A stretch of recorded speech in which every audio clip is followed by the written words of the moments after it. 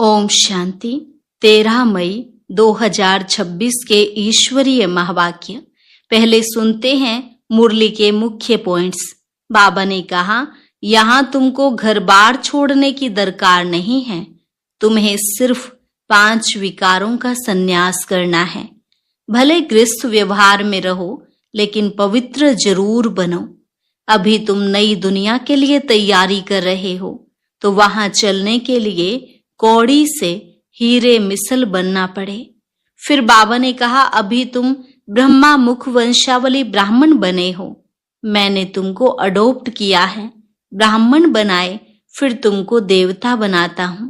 यह सृष्टि नई से पुरानी और पुराने से नई होती है, चक्र फिरता ही रहता है। इस सृष्टि चक्र का नॉलेज जिसको हो गया, उसे कहेंगे स्वदर्शन चक्रधारी।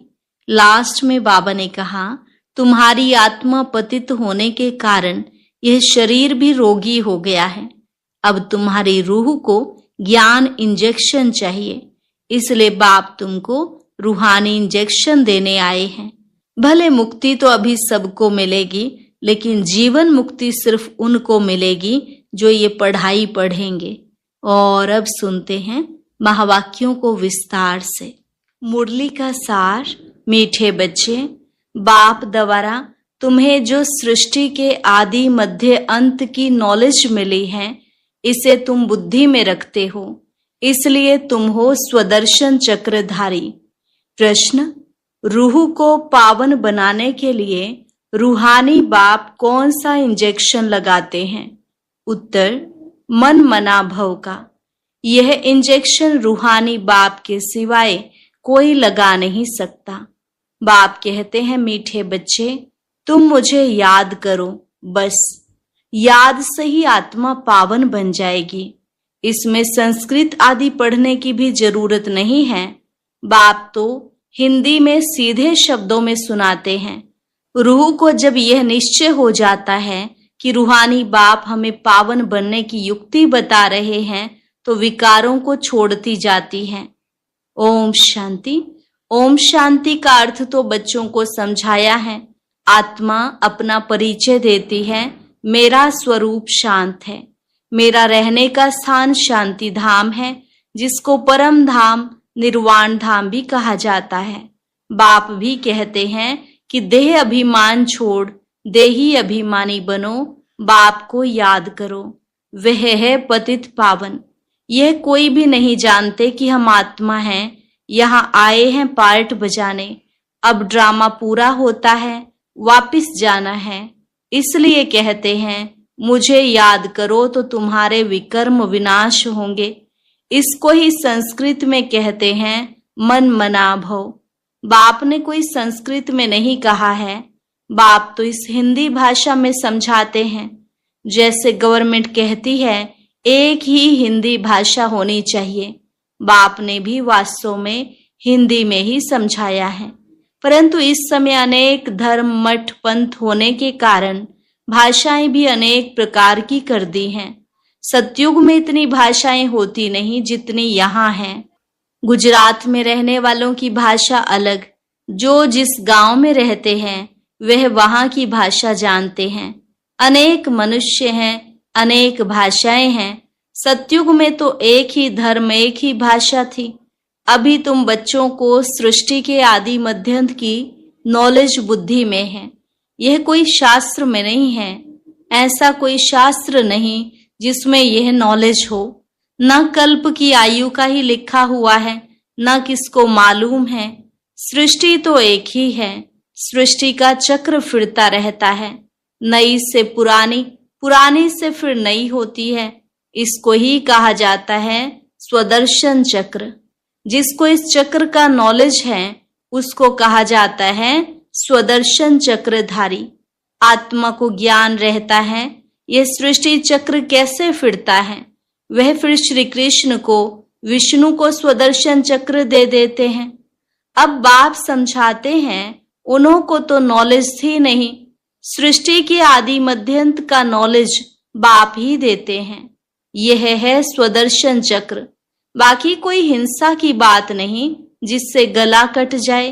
यह सब झूठ लिख दिया है। यह नॉलेज बाप के सिवाय कोई मनुष्य मात्र दे न सके। मनुष्य को कभी भगवान कह नहीं सकते, जबकि ब्रह्मा विष्णु शंकर को भी देवता कहा जाता है। जो बाप की महिमा है वह देवताओं की भी नहीं। बाप तो राजयोग सिखा रहे हैं। ऐसे नहीं कहेंगे बच्चों की भी वही महिमा है जो बाप की है। बच्चे फिर भी पुनर्जन्म लेते हैं, बाप तो पुनर्जन्म में नहीं आते हैं।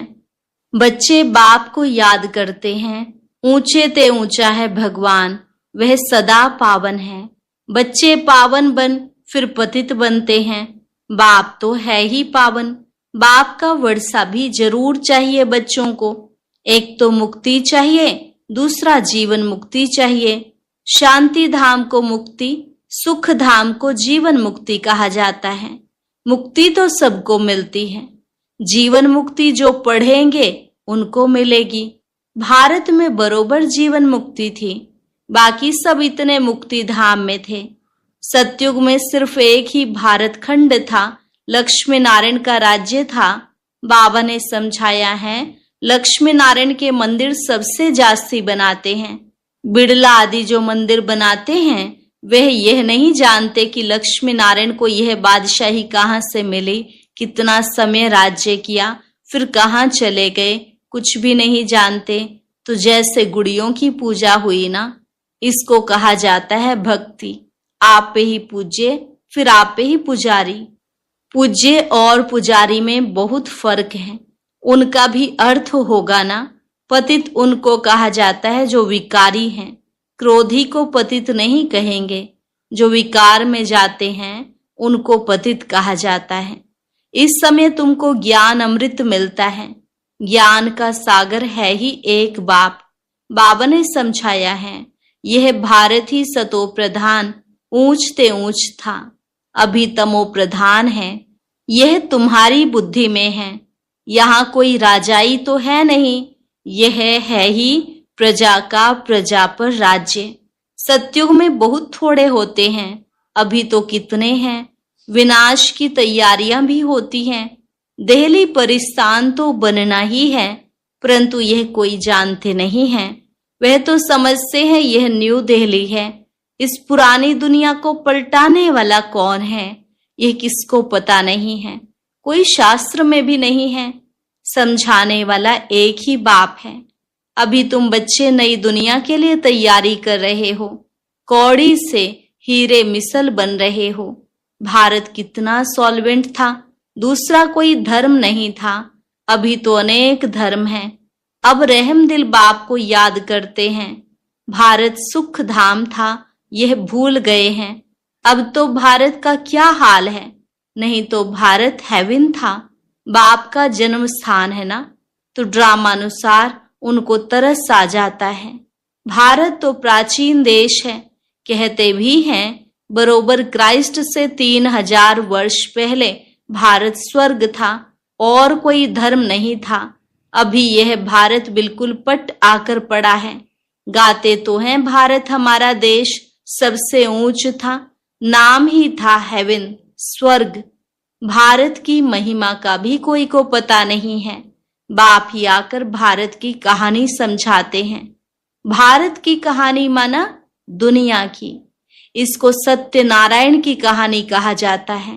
बाप ही बैठ समझाते हैं, पूरे 5000 वर्ष पहले भारत में लक्ष्मी नारायण का राज्य था, जिन्हों के चित्र भी हैं, परंतु उन्हों को यह राज्य कैसे मिला? सतयुग के आगे क्या था, संगम के आगे क्या था? कलयुग।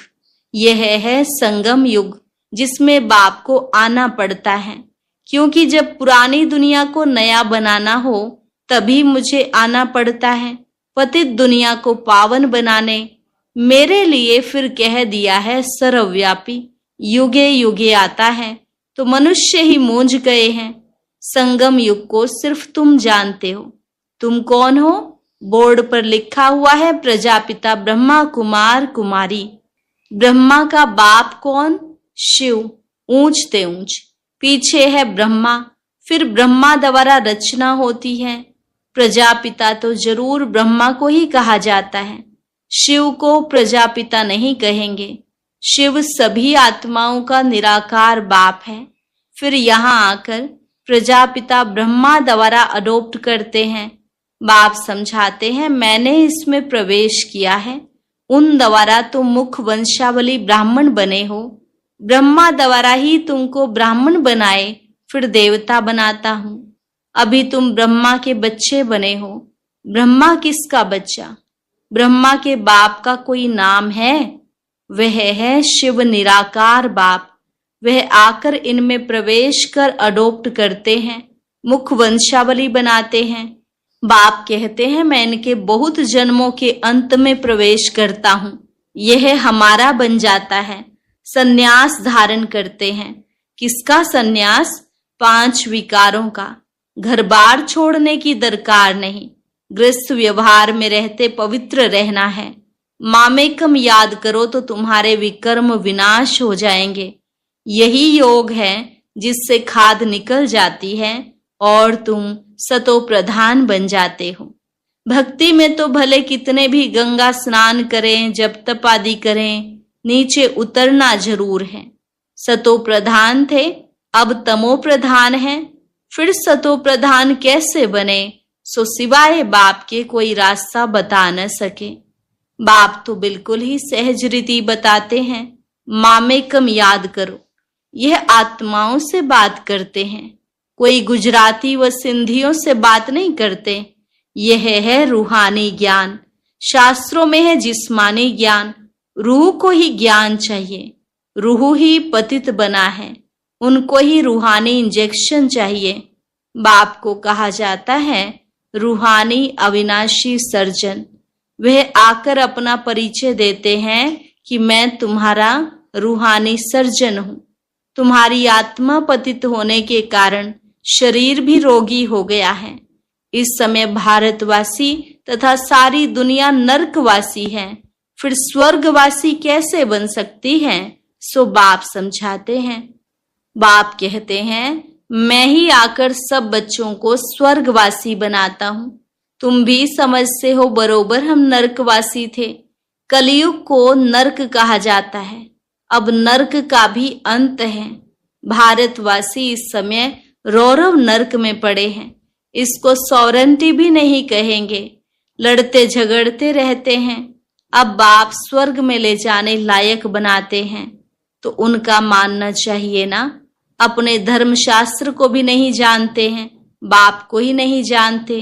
बाप कहते मैंने तुमको पतित से पावन बनाया था, ना कि श्री कृष्ण ने। श्री कृष्ण तो पावन नंबर 1 था। उसको कहते भी हैं श्याम सुंदर। श्री कृष्ण की आत्मा पुनर्जन्म लेते लेते अब श्याम बनी है। काम चिता पर बैठ काले बने। जगत अम्बा को काली क्यों दिखाते हैं यह कोई नहीं जानते। जैसे श्री कृष्ण को काला दिखाया है वैसे जगत अम्बा को भी काला दिखाते हैं। अब तुम काले हो फिर सुंदर बनते हो। तुम समझा सकते हो भारत बहुत सुंदर था। सुंदरता देखनी हो तो अजमेर सोनी द्वारिका में देखो। स्वर्ग में सोने हीरे के महल थे, अभी तो पत्थर भीतर के हैं। सब तमो प्रधान हैं। तो बच्चे जानते हैं शिव बाबा ब्रह्मा दादा दोनों इकट्ठे हैं, इसलिए कहते हैं बाप दादा। वर्षा शिव बाबा से मिलता है। अगर दादा से कहेंगे तो बाकी शिव के पास क्या है? वर्षा शिव बाबा से मिलता है ब्रह्मा द्वारा। ब्रह्मा द्वारा विष्णुपुरी की स्थापना। अभी तो रावण राज्य है, सिवाय तुम्हारे सब नरकवासी हैं। तुम अभी संगम पर हो, अभी पतित से पावन बन रहे हो, फिर विश्व के मालिक बन जाएंगे। यह कोई मनुष्य नहीं पढ़ाते हैं। तुमको मुरली कौन सुनाते हैं? शिव बाबा। परम धाम से आते हैं, पुरानी दुनिया पुराने शरीर में। कोई को निश्चय हो जाए तो फिर बाप से मिलने के सिवाय रह ना सके। कहें पहले बेहद के बाप को तो मिले, ठहर नहीं सकेंगे। कहेंगे बेहद का बाप जो स्वर्ग का मालिक बनाते हैं उनके पास हमको फौरन ले चलो। देखे तो सही शिव बाबा का रथ कौन सा है? वो लोग भी घोड़े को श्रृंगारते हैं, पटका निशानी रखते हैं। वह रथ था मोहम्मद का जिसने धर्म स्थापन किया। भारतवासी फिर बैल को तिलक दे मंदिर में रखते हैं, समझते हैं इस पर शिव की सवारी हुई। अब बैल पर तो न शिव की न शंकर की सवारी है, कुछ भी समझते नहीं।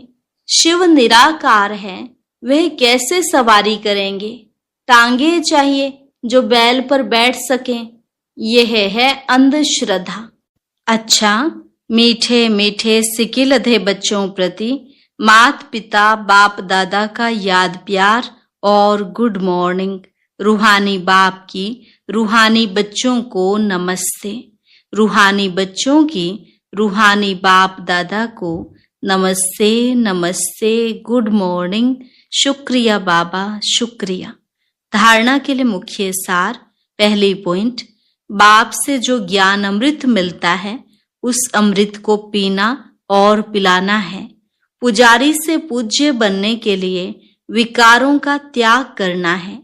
दूसरी पॉइंट, बाप जो स्वर्ग में जाने के लायक बना रहे हैं उनकी हर बात माननी है, पूरा निश्चय बुद्धि बनना है।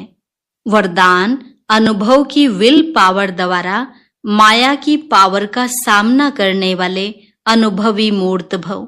अनुभव की विल पावर द्वारा माया की पावर का सामना करने वाले अनुभवी मूर्त भव।